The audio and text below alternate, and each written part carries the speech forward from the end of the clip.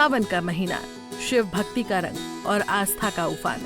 सड़कों पर गूंजते हैं बम बम भोले के जयकारे और कंधों पर कावड़ लिए लाखों भक्तों का सैलाब। लेकिन इस बार हरियाणा की धरती से निकली एक कावड़ यात्रा सिर्फ आस्था ही नहीं, एक सामाजिक क्रांति की मशाल भी लेकर चल रही है। ये कहानी है रविंद्र तोमर की, जिन्होंने कावड़ को बनाया है नशे के खिलाफ एक मुहिम का प्रतीक। हरियाणा के जींद जिले के रविंद्र तोमर एक पहलवान, एक योद्धा, जिनका मिशन है हरियाणा को नशे की जकड़ से मुक्त करना।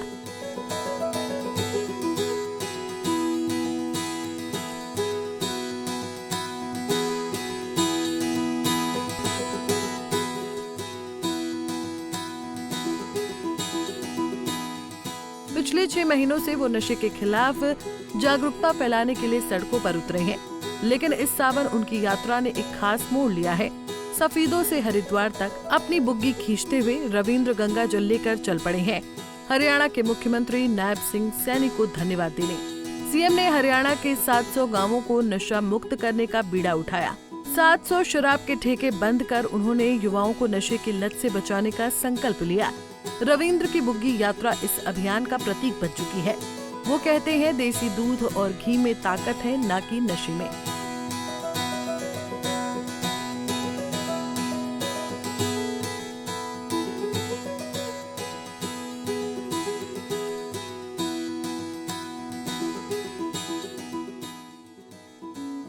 इस सावन वो गंगा जल के साथ एक पीतल का लोटा और गिलास लेकर मुख्यमंत्री को भेंट करेंगे, ताकि हरियाणा पूरी तरह नशा मुक्त हो।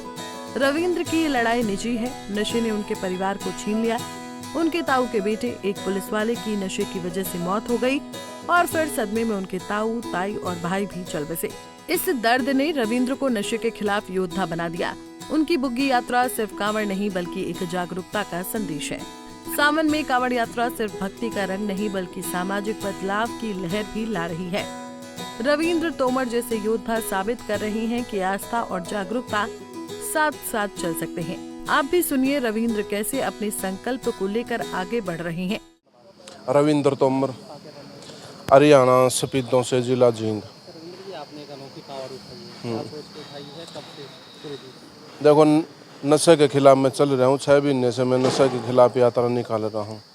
हरियाणा में घूम लिया, पंजाब में घूम लिया, दिल्ली में घूम लिया, चंडीगढ़ में घूम लिया।